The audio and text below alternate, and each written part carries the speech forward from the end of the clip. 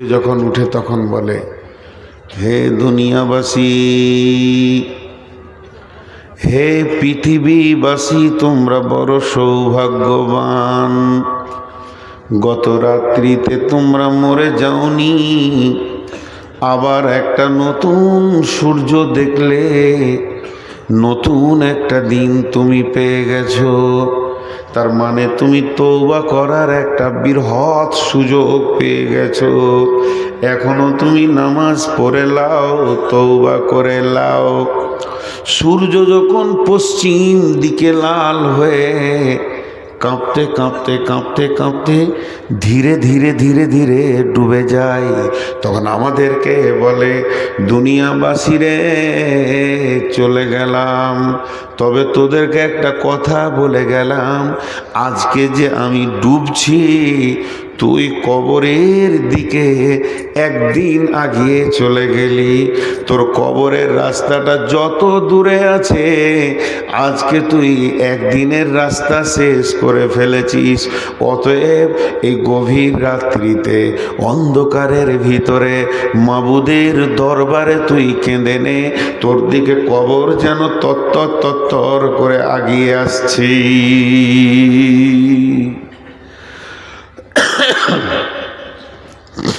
এর নাম কবর। কবর বড় শক্ত জায়গা, নীরব নগর, ঘর, দরজা নাই, জানালা নাই। হাদিউজ্জামান বলেন, এটা একটা দার্শনিকের কথা। মাটি প্রতিদিন তোমাকে 10খানা কথা বলে। আমি আবার বলছি, বুখারী মুসলিম নয়, এটা একটা ফিলোজফারের কথা, দার্শনিকের কথা। মাটি বলে, হে মানুষ, তুমি আমার বুকে হাঁটছো, আমার ভিতরে ঢুকতে হবে। হে মানুষ, তুমি দিবালোকে আছো, অন্ধকারে তোমাকে যেতে হবে। হে মানুষ, তুমি জনসমুদ্রে আছো, নির্জনে তোমাকে যেতে হবে। হে মানুষ, তুমি আমার ওপরে খাচ্ছ ফল, বড় বড় ফ্রুট, একদিন তোমাকে আমার মাটি পোকামাকড় তিলে তিলে খাবে। হে মানুষ, তুমি পৃথিবীর বুকে অহংকার নিয়ে হাঁটছো, একদিন আমার ভিতরে তোমাকে অহংকারকে চুরমার করা হবে। হে মাটি, হে মানুষ, তুমি যে দেহের গৌরব নিয়ে হাঁটছো, হে মহিলা, তুমি যে দেহের গৌরব নিয়ে হাঁটছো, এই দেহটা একদিন আমার পেটের ভিতরে লন্ড ভণ্ড হয়ে খণ্ড খণ্ড হয়ে পচে যাবে। হে মানুষ, তুমি বড় হুঁশিয়ার, আমার কাছে তোমাকে আসতেই হবে। আমি হলাম অন্ধকার ঘর, আমি হলাম নির্জন ঘর, আমি হলাম আলোবিহীন ঘর, যেখানে তোমার বিছানা নাই। আজকে তুমি গদিতে রাত্রিতে শুছো, কালকে তোমাকে মাটির ওপরে নিথর দেহ তোমার পরে থাকবে। আমার নাম কবর। আজকে তুমি আমার ওপরে অহংকার করছো, একদিন আমার ভিতরে তোমার অহংকারকে চুরমার করে চূর্ণ বিচূর্ণ করা হবে। আপনারা দুজন কি দাঁড়িয়ে থাকার টেন্ডার নিয়েছেন? যে জালসাতে আমরা অন্তত দাঁড়িয়ে থাকবো, নাহলে দাঁড়িয়ে থাকা লোক পাওয়া যাবে না, জালসাটা বেশুভা হয়ে যাবে। বসেন, এই বসেন, ওই গাছতলার নিচে যে কটা আছেন বসেন। ওইখানেই বসছেও, কোন বেয়াদব ছেলে। খালি আমি দর্শন কথা বলে নিই, তারপর আমি আয়াতের দিকে যাবো ইনশাআল্লাহ। এর নাম কবর, এর নাম কবর। ভাইরা আমার, কবরে যাব না, চলবে না। বিশ্বনবী বলছেন, আমরা সালাম দিলাম আপনাদের সামনে, আমি বললাম আসসালামু আলাইকুম, আপনারা উত্তরে বললেন ওয়ালাইকুম আসসালাম। কিন্তু বন্ধুরে, মসজিদে যদি কেউ না থাকে তো সালাম দেন, কারণ আল্লাহর ফেরেশতা আছে, এমন লোক ফেরেশতা ওখানে নিয়োজিত আছে যারা রুকু সাজদায় পড়ে রয়েছে, সালাম দেন। আর একটা জায়গায় বলেছেন নবী তুমি সালাম দিয়ে উত্তরের অপেক্ষা করিও না, ওখানে সালামটা দোয়াতে পরিণত হয়ে যায়। ওখানে সালামটা আর সালামে থাকে না, পৃথিবীতেও সালাম দেওয়াটাও দোয়া দেওয়া। যখন তুমি কবরে যাবে, গোরস্থানে যাবে, তখন তুমি বলো আসসালামু আলাইকুম ইয়া আহলাল কবরি ইয়াগফিরুল্লাহু লানা ওয়া লাকুম ওয়া আনতুম সালাফুনা ওয়া নাহনু বিল আসরি। আসসালামু আলাইকুম, শান্তি বর্ষিত হোক তোমাদের ওপরে, ইয়া আহলাল কবরি, যত তোমরা কবরবাসী রয়েছ, মৃত্যু ব্যথিত প্রাণ, তোমাদের ওপরে আল্লাহর শান্তি বর্ষিত হোক। ইয়াগফিরুল্লাহু লানা ওয়া লাকুম, আল্লাহ আমাদেরকেও যারা জীবিত রয়েছি ক্ষমা করে দেন, তোমরা যারা নীরব নগরে নিথর দেহ শুয়ে আছো তোমাদেরকেও যেন আল্লাহ ক্ষমা করে দেন। শেষকালেটা বলছেন ও নাহনু, আর শেষকালে বলছেন ইয়াগফিরুল্লাহু লানা ওয়া লাকুম ওয়া আনতুম সালাফুনা ওয়া নাহনু বিল আসরি। এটা দোয়া নয়, এটা হলো আখিরাতের স্মরণের কথা। হে বন্ধু, তোমরা আগে এসেছো, যে জায়গায় তোমরা এসেছো এই জায়গার টিকিট আমাদেরও কাটা আছে। তোমার আগের ট্রেনের রিজার্ভেশন ছিল তাই তুমি আগে পৌঁছে গেছো, আমরাও পেছনে পেছনে এই জায়গায় এসে পৌঁছাবো। এর জন্য একটা গোরস্থানে লেখা আছে বোর্ডে, বীরভূমের একটা গোরস্থানে বোর্ডে লেখা আছে, হে জীবিত বন্ধু পথিক, পথে একটু থেমে যাও, আমাদের জন্য দোয়া করে যাও। কোন বুদ্ধিমান লিখেছে বড় দামি কথা, হে চলতি পথে পথিক একটু থেমে যাও, আমাদের জন্য একটু দোয়া করে যাও।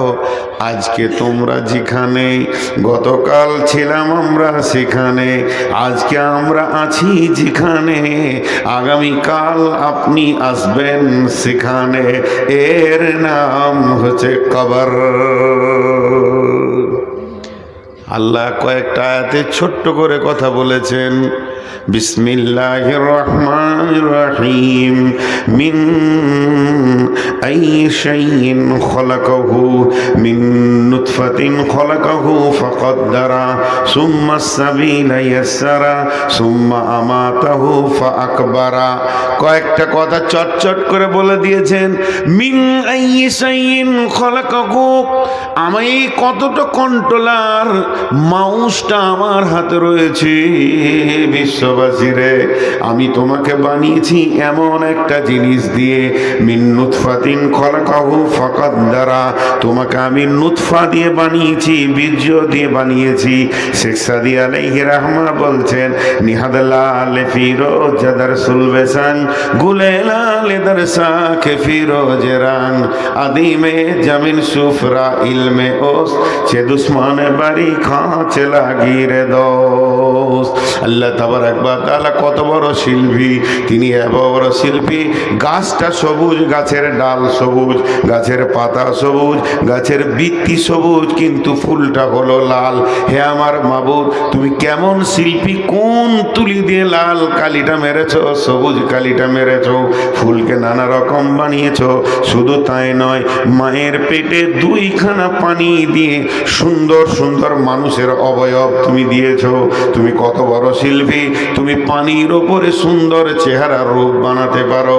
তাই আল্লাহ তাবারক ওয়া তাআলা বলছেন, মিন আইয়ি শাইইন খলাকাহু, মিন নুতফাতিন খলাকাহু ফাকাদ্দারা, তোকে আমি পানি দিয়ে সুন্দর অবয়ব বানালাম। সুম্মা আমাতাহু ফাকবারা, যে আল্লাহ তোকে বানিয়েছে ওই আল্লাহ আমি তোকে মারব, আর মারার পরে পরেই তোকে আমি কবরে পৌঁছে দিব। যে যে মাটি দেখে তোকে বানালাম ওই মাটিতেই তোকে আমি পৌঁছে দিব। বিসমিল্লাহির রহমানির রহিম। মিনহা খালাকনাকুম ওয়া ফিহা নুঈদুকুম ওয়া মিনহা নুখরিজুকুম তাহারাতান উখরা। আমি তোকে মাটি থেকে বানালাম, ওই মাটিতেই শায়িত করব, সেই মাটি দিয়ে তোকে একদম মিসমার করে শেষ করে দিব, আবার ওই মাটি থেকেই তোকে বানাবো, তারপরে তোকে আমি সেই জায়গায় দাঁড় করাবো যেটা হলো হিসাবের জায়গা। এর নাম হচ্ছে কবর। এর নাম কবর। জি, আমরা কবরকে ভুলে গেছি। উদাসীন উদাসীন উদাসীনতা আমাদেরকে ভুলিয়েছে। সালাউদ্দিন ওই চারটাকে বসিয়ে দিয়েছো তো, মাথায় এক কিল করে মারবে, যাও আস্তে আস্তে করে দেবে, জোরে দিও না। ও দেখছে সবাই বসে গেছে, তো আমি কেন বসবো? আমি তো বেয়াদব নম্বর 1, আবার গাছতলায় গিয়ে দাঁড়াচ্ছে। জি, আপনারা হাসবেন না। কবর একটা এমন জায়গা, শুধু আজকে কবরের উপরে কয়েকটি কথা বলবো। আল্লাহ এবার কি বলছেন? বিসমিল্লাহির রহমানির রহিম।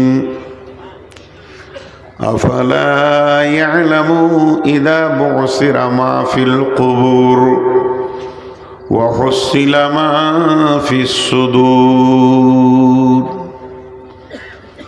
তুমি কি জানো না কবরের ভিতরে কে শায়িত আছে? এবং যেদিন পৃথিবীর বুককে খুলে দিয়ে এগুলোকে উদীয়মান করা হবে, সমস্ত ইলমেটা কার কাছে আছে? আমার আল্লাহর কাছে আছে। কবর, আমরা লাখ লাখ কবর দেখলাম, এই কবরের ভিতরে কে শায়িত আছে? জান্নাতি আছে না জাহান্নামী আছে, দোজখী আছে না পরেজগার আছে? আমাদের শুধু রেখে আসা কাজ, আমরা হাত দুটি ধরে এই মোর হাতে কোদাল ধরিয়া কঠিন মাটির তলে গাড়িয়া দিয়াছি কত সোনামুখ নাওয়ায় চোখের জলে। মাটিরে আমি বড় ভালোবাসি, মাটিতে মিশাইয়াব। আয় আয় দাদু গলা গলি ধরি, কেঁদে যদি হয় শোক, সেই কবরে কতজনকে নামিয়ে দিলাম। আর আমার আল্লাহ বলছেন আফালা ইয়ালামু ইযা বুসিরা মা ফিল কুবুর। আফালা ইয়ালামু ইযা বুসিরা মা ফিল কুবুর।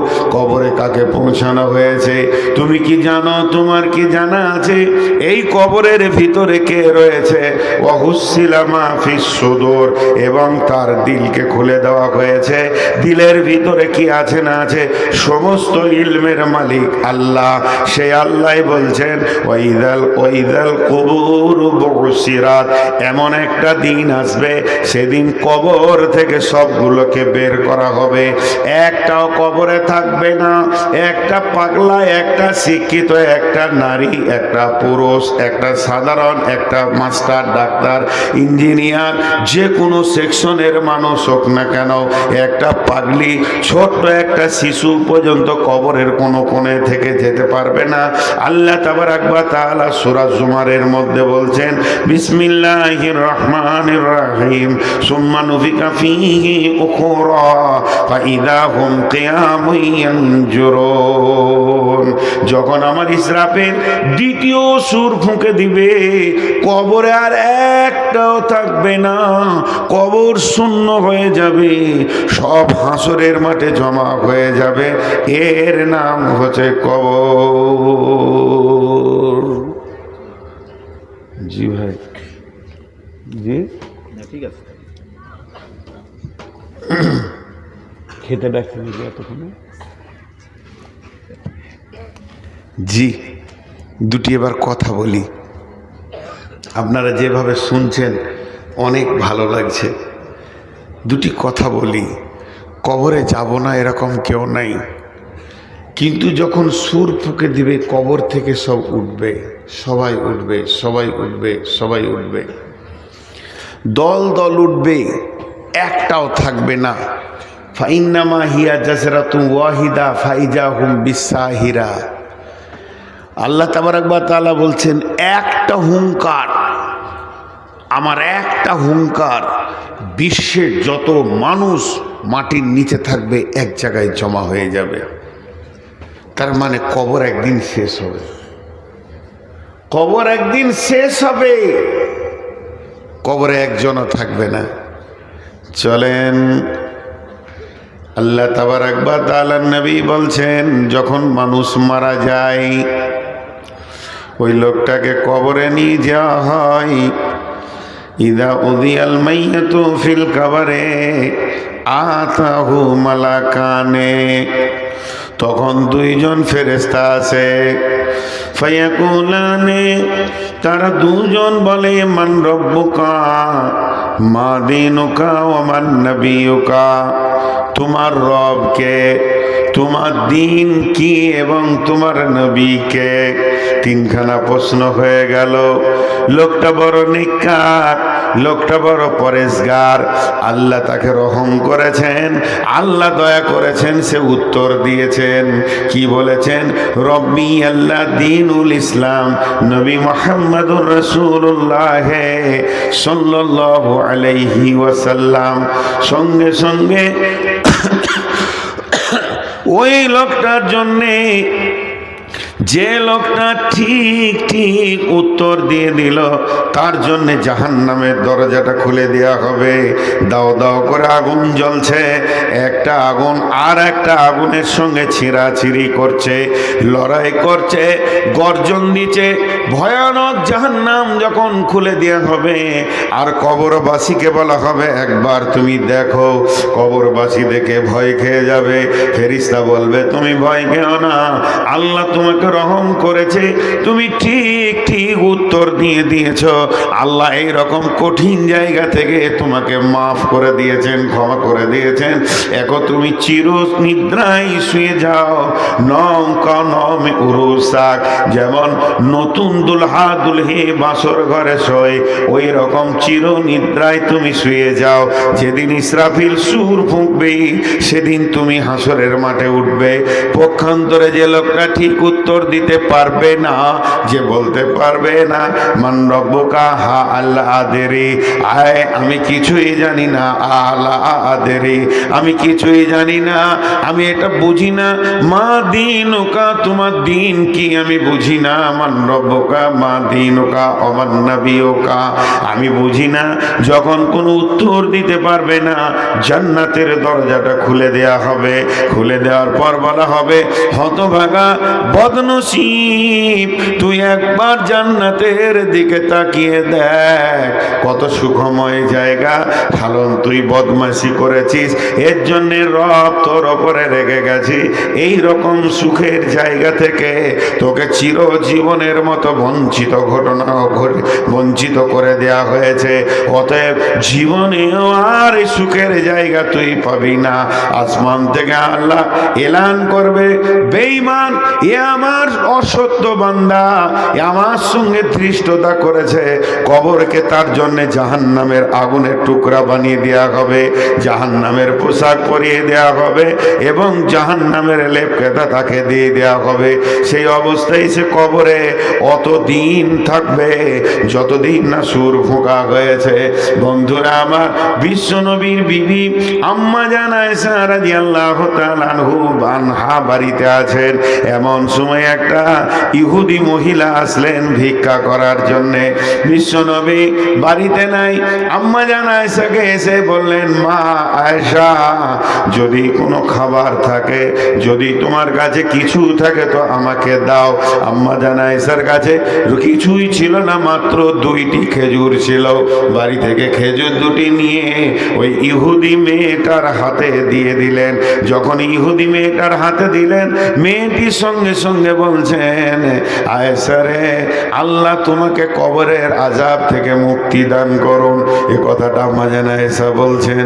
আমাকে বড় অবাক লাগলো। তারপরে বিশ্বনবী যখন বাড়িতে আসলেন, আমি প্রশ্ন করলাম, ইয়া রাসূলুল্লাহ, রাসূলুল্লাহ, কবরে কি আযাব হবে নাকি? আল্লাহর নবী বললেন, আযাবাল কবরে হাক্কুন, আযাবাল কবরে হাক্কুন, আযাবাল কবরে হাক্কুন। কবরের আযাব হচ্ছে বড় সত্য, কবরের আযাব সত্য, কবরের আযাব সত্য। আম্মা জান আয়েশা বলছেন, তারপরে থেকে আমি অনেক খেয়াল করেছি, সূক্ষ্মভাবে ধীরভাবে আমি শুনেছি, নবীজি যতগুলি নামাজ পড়েছেন আমার কাছে অন্তত সেই নামাজের শেষ অংশে আল্লাহর নবীকে আমি কবরের আযাব থেকে মুক্তির দোয়া পড়তে শুনেছি। আজও আমরা দোয়া পড়ি, আল্লাহুম্মা ইন্নী আউযু বিকা মিন আযাবিল কবরি ওয়া আউযু বিকা মিন ফিতনাতিল মাসীহিদ দাজ্জালি ওয়া আউযু বিকা মিনাল মাহইয়াই ওয়াল মামাতি। আল্লাহুম্মা ইন্নী আউযু বিকা মিনাল মাহইয়াই ওয়াল মামাতি। এই দোয়া আমরা পড়তে থাকি। অতএব কবরের আযাব হলো বড় সত্য।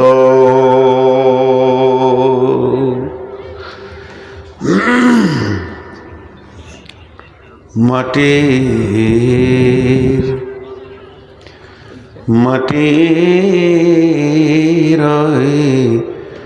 কবর গৃহে শুয়ায়ে দিলাম যারে, মাটির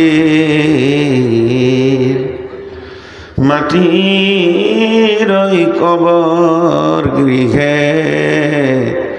শুয়ায়ে দিলাম যারে। ডাকলেও শত কেউ কখনো আসবে না হায় মাটির বিছানা ছেড়ে, মাটির কবর গৃহে শুয়ায়ে দিলাম যারে। নবী রাসূল সাহাবা ইমাম আল্লাহর ওলি যত আছেন শুইয়া কবর গৃহে লক্ষ কোটি শত, ডাকলে শত কেউ কখনো আসবে না মাটির বিছানা ছেড়ে, মাটির ওই কবর গৃহে শুয়ায়ে দিলাম যারে। ভাইয়া, আমাদের দেশটার নাম ভারত। আমাদের দেশে সাথে কয়েকটা দেশের বর্ডার মিলে আছে। মায়ানমারের সঙ্গে আছে, বাংলাদেশের সঙ্গে আছে, চীনের সঙ্গে আছে, নেপালের সঙ্গে আছে, ভুটানের সঙ্গে আছে, পাকিস্তানের সঙ্গে আছে। এতগুলি দেশ আমাদের দেশের প্রতিবেশী। মন দিয়ে শোনেন উদাহরণটা। আপনি যে কোনো দেশ যান, যে কোনো দেশ যান, ধরেন আপনি বাংলাদেশ যাবেন কিংবা বাংলাদেশের লোক ইন্ডিয়া আসবে, তো মাঝে আছে বর্ডার। ওই বর্ডারে আছে কাস্টম। কাস্টম কি করে? ইমিগ্রেশন করে, চেক। কাস্টমের কাজ হলো চেক করা, গোটা বডি চেক করবে। কাস্টম এমন একটা চাকরির নাম, তাদের এতটাই পাওয়ার আছে যে দেশের প্রধানমন্ত্রীকেও 24 ঘন্টার জন্যে তারা চেক আপে নিতে পারে। আমি মৌলানা সাহেব, আমি হাজি সাহেব, আমি গাজী সাহেব, আমি প্রধানমন্ত্রী, আমি রাষ্ট্রপতি, কাস্টমের কাছে চলবে না। কাস্টম গায়ে হাত দিয়েও চেক করতে পারে।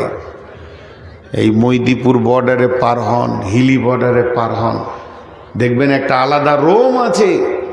যদি সন্দেহ করে তো আপনার কাপড় খুলে চেক করবে। মহিলাদেরকে রোমের ভিতরে নিয়ে গিয়ে মেয়ে পুলিশে চেক করছে। এটা বলে ইমিগ্রেশন। কেন? বাংলাদেশ থেকে যেসব লোকগুলো ইন্ডিয়ায় আসছে ওদেরকে চেক করছে, লোকটা ভালো না লোকটা খারাপ। খারাপ হলে সেই স্থান, ভালো হলে সেই স্থান। তো এই বর্ডারে যেমন চেক হয়,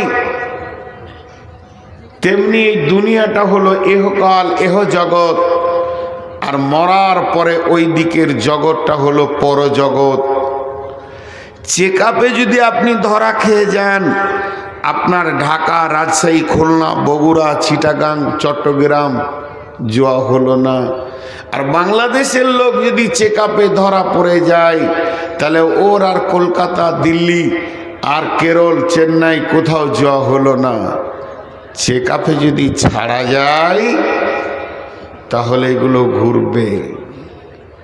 ভাইরা আমার, কবর হলো একটা ইমিগ্রেশন ঘর, যেটাকে বাংলায় বলে চেকের ঘর। ওখানে আপনি আমি দুনিয়া করেছি 10 বছর, 20 বছর, 25 বছর, 30 বছর, 40 বছর, 50 বছর, 60 বছর, 70 বছর, 80 বছর, 90 বছর। এবার আমি জান্নাতের দিকে পাড়ি জমিয়ে দিয়েছি। আমার ইচ্ছা আমি জান্নাতে গিয়ে আনন্দ করে কাটাবো, সেই রাস্তাটা আমি ধরে নিয়েছি। যখন ওই রাস্তায় আমি চলতে শুরু করে দিয়েছি, এমন সময় রাস্তার মাঝে যেটা বর্ডার, মতের পরে পরই ওই বর্ডারটার নাম হলো কবর। আর কবর হলো সেই চেকের ঘর। ওইখানে আল্লাহ তাবারাক ওয়া তাআলা প্রত্যেকে ভরবেন। আর 2 জন চেকআপ আসবেন, চেকিং আসবেন, আর 2 জন ইমিগ্রেশনের ফেরেশতা আসবেন। আল্লাহ তাবারাক ওয়া তাআলা নবী বলছেন, ইযা উজিয়াল মাইয়াত, যখন কবরে মাইয়াতকে রাখা হবে, আতাহু মালাকানে, তখন 2 জন ফেরেশতা আসবে, 3 জন আসবে না। 2 জন ফেরেশতা এসে তারা প্রশ্ন করবে, সারা জীবন আপনার আমার চলাফেরা, 70 বছরের চলাফেরা, 80 বছরের চলাফেরা, 25 বছরের, 20 বছরের চলাফেরা, 40 বছরের চলাফেরা, অর্থাৎ সারা জীবন আমরা চলাফেরা করলাম। প্রশ্ন হবে মাত্র 3টি, মান রব্বুকা, মা দীনুকা, ওমান নবিয়ুকা। আর এই 3টে প্রশ্নটি উনি বুঝে নেবেন। আল্লাহ ওদেরকে এমন ক্ষমতা দিয়েছেন যে এটা কোন গ্রুপের মাল, একে ছেড়ে দেওয়া যাবে কি জান্নাতের জন্যে, না এর হাত পায়ে বেঁধে জাহান্নাম নামে জেলে ভরতে হবে।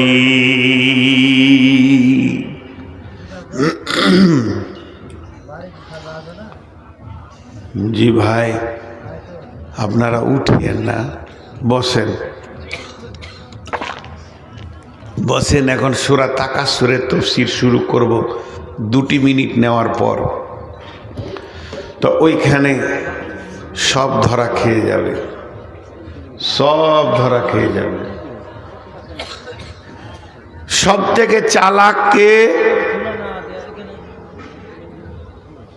সব থেকে চালাক কে? যে বেশি সমাজে মিথ্যা কথা বলে। যদি কেউ সমাজকে ধোঁকা দেয় আর মিথ্যা কথা বলে, তো সমাজ ওর নাম দিবে চালাক।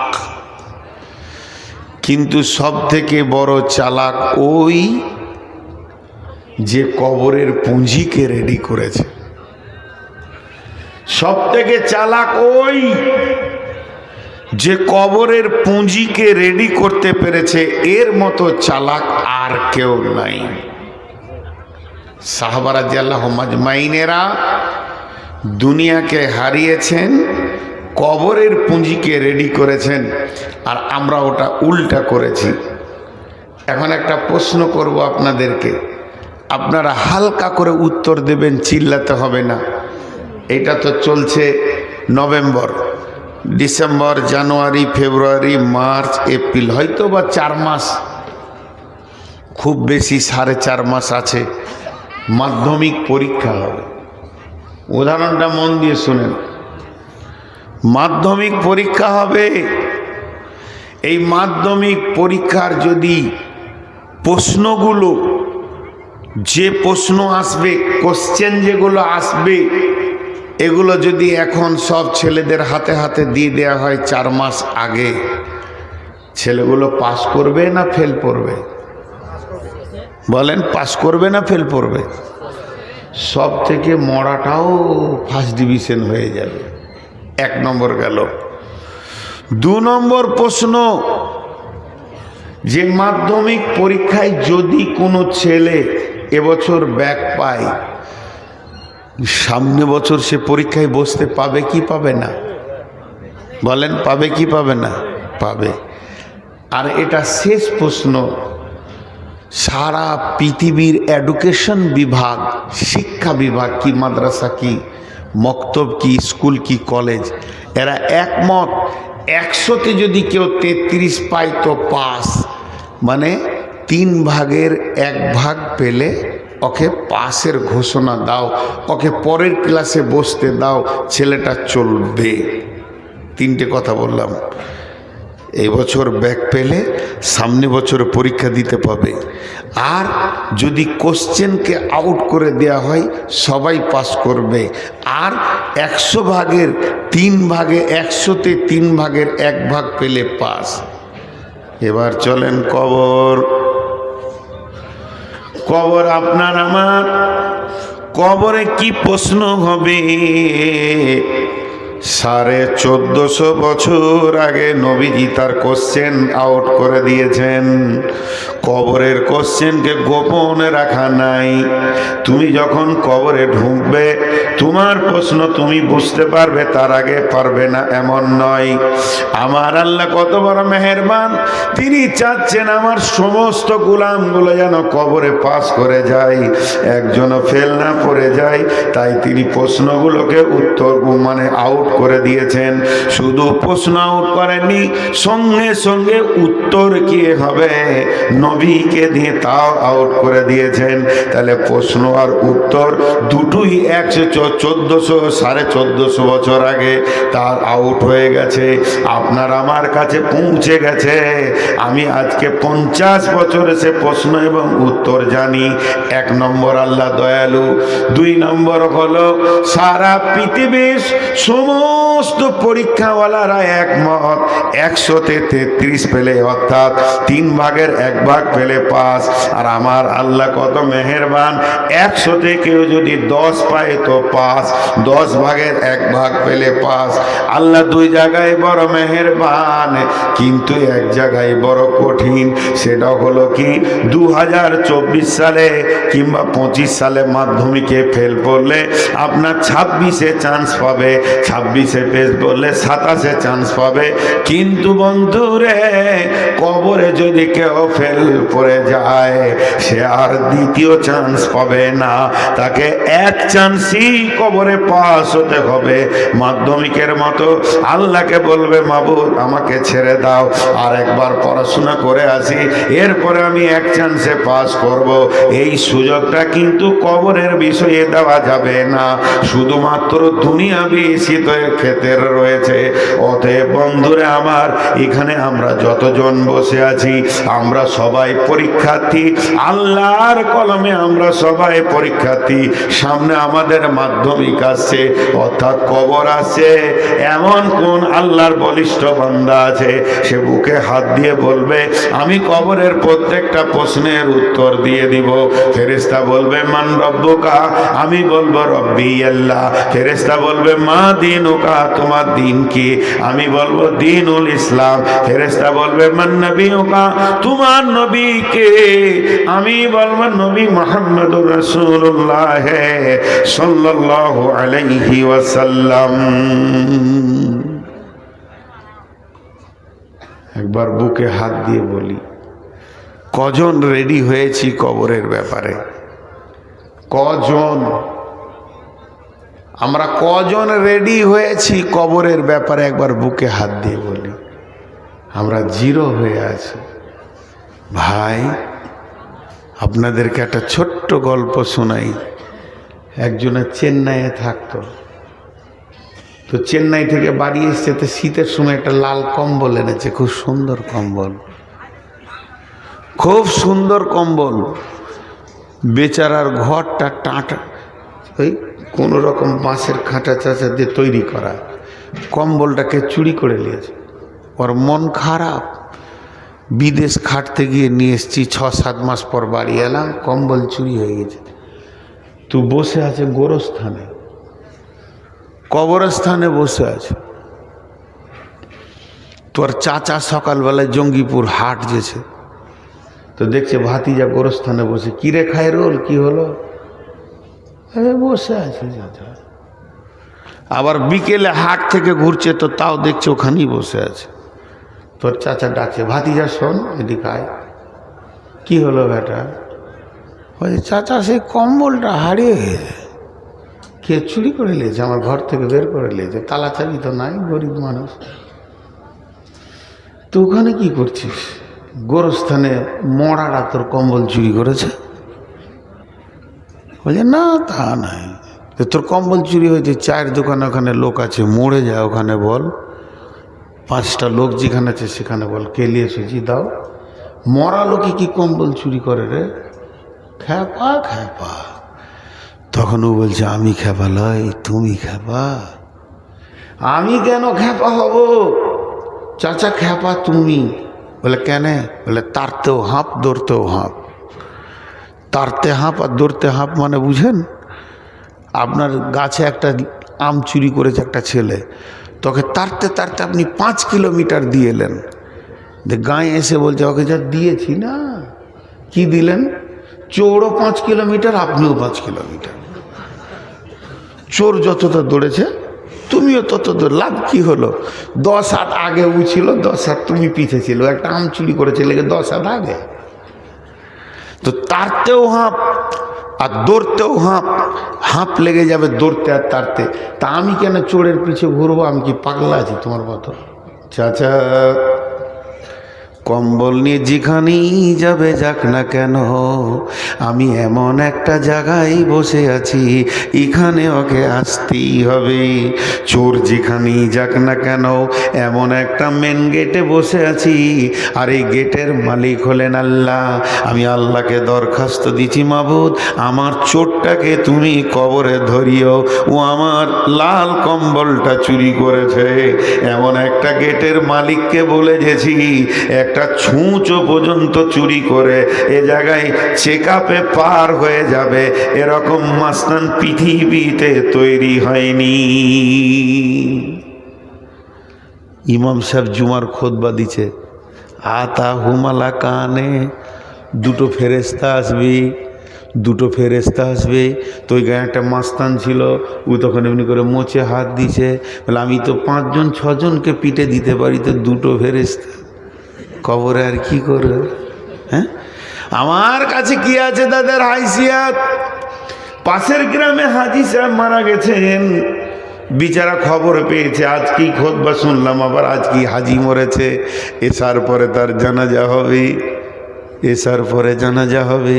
ও বলছে আজকে দেখবো হাজির কবরে গিয়ে কোন ফেরেশতা আসছে, ফেরেশতাদের সঙ্গে একটু দেখা সাক্ষাৎ করব। গোটা গাঁওয়ালা কবর দিয়ে চলে আসলো, ও একা চুপ করে বাঁশ বনে লুকিয়ে বসে আছে। কবর দিয়ে যখন সবাই চলে গেল, গাঁওয়ালা 2টো লোককে ডিউটিতে রেখেছে, কাফন যেন চুরি না হয়। কবরে লাশ চুরি হচ্ছে, মাথা কাটছে, নানা রকম ভেজাল চলছে।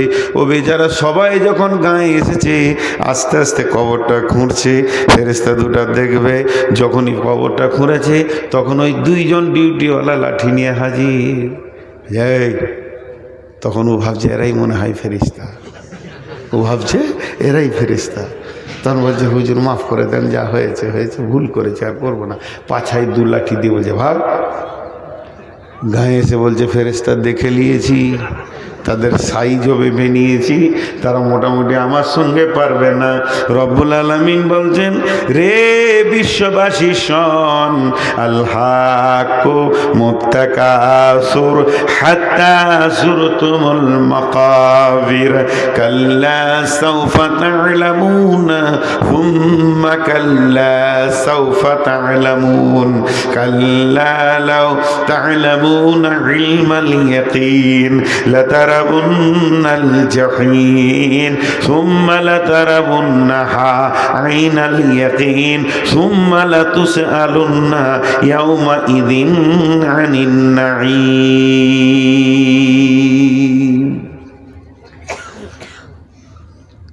আয়াতটার পড়েছি আমি, শুধু একটা ভাষার উপরে টিকে আছি, কবর।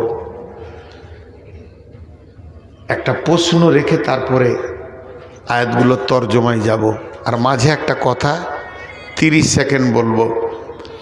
প্রশ্নটা আপনার আমার কাছে, খুব ধ্যান দিয়ে শুনবেন, এবং প্রশ্নের ভিতরে জটিলতা আছে। কি? আমাদের সারা জীবনে প্রশ্ন 3টি, মান রব্বুকা, মা দীনুকা, মান নবিয়ুকা। প্রশ্ন যদি বুঝতে পারেন তো উত্তর বুঝতে সুবিধা হবে। আর বিশ্ব নবী বলেছেন যে কবরে পার হয়ে যাবে, সে সব জায়গায় পার হয়ে যাবে। হযরতে ওসমান গনি রাদিয়াল্লাহু তাআলা আনহু কবর দেখলে অঝর নয়নে কাঁদতেন, কবরের বয়ান শুনলে অঝর নয়নে কাঁদতেন। ওসমান গনিকে প্রশ্ন করা হলো, হে আমিরুল মুমিনিন, খলিফাতুল মুসলিমিন, আপনি কবরের ব্যাপারে এত কাঁদেন কেন? তিনি বলেছিলেন যে আল্লাহর রসুল বলেছেন যে কবরে বাঁচবে সে সব জায়গায় বেঁচে যাবে, যে কবরে ফাঁসবে সে সব জায়গায় ফেঁসে যাবে। এই জন্য আমাকে কবরকে অতি ভয় লাগে। মাঝে 1 মিনিট একটা কথা বলে নি, ভাবিয়েন না বিজনেস করছি। গারকুল বাকি, যেটাকে বাংলা ভাষায় সবাই আমরা জান্নাতুল বাকি বলছি, আসলে জান্নাতুল বাকি নয়, গারকুল বাকি। মদিনা মানওয়ারাতে আছে, এটা মসজিদে নববীর বাম পাশে রয়েছে। ওখানে গিয়ে ওসমানের কবরটা যেদিন দেখতে গেলাম, সেদিন আমি মনে মনে ভাবছিলাম, হায় রে ওসমান, যে কবরকে তুমি ভয়ে এত কাঁদতে, আজকে সেই কবরেই নীরবে তোমাকে শুতে হয়েছে। কবর তোমার কান্নার জন্যে মাফ করে দেয়নি। বন্ধুরা আমার, এর জন্য বলছি, ভালো মুআল্লিম যে মক্কা মদিনা ঠিক করে বোঝাতে পারবে, তার সঙ্গে হজ বা উমরা করবেন। হাত দুটো ধরে বলছি, পা দুটো ধরে বলছি, কম টাকায় দালালের পাল্লায় চলে যেন না, বরবাদ হয়ে যাবে, বাতিল হয়ে যাবে। অতএব বন্ধু, ওই কবরের ব্যাপারে সেদিন চিন্তা করেছিলাম। 10 থেকে 12 হাজার শহীদ শুয়ে আছে, আরব কবরে শুয়ে আছে। ওহুদের প্রান্তে 70 জন সাহাবী, 13 জন সাহাবী বদরের প্রান্তে শুয়ে আছে। এদের ইতিহাস যে জানে না, তার সঙ্গে হজ উমরায় যেন না। আল্লাহর রাস্তে বলছি, যদি একবার খিদমত করার সুযোগ দেন, আমার সঙ্গে যাবেন, ইনশাআল্লাহ এগুলোকে বুঝিয়ে দিব। যে কবরের ব্যাপারে হযরত ওসমান অঝর নয়নে কেঁদেছেন, ওই কবরে হযরতে ওসমান দীর্ঘ লম্বা টাইম শুয়ে রয়েছেন। হযরত ওসমানকে কাঁদার জন্য কবর মাফ করে দেয়নি।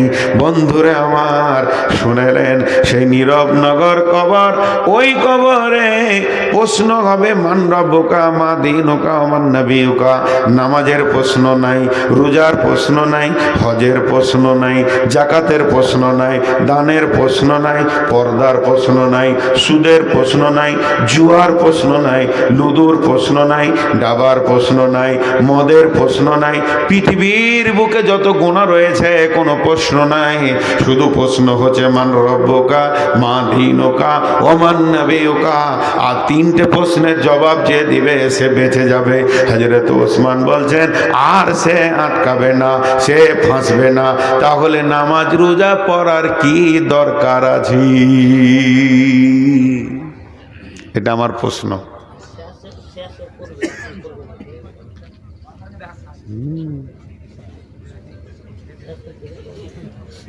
শেষই হবে, লুটে নিব চিন্তা না।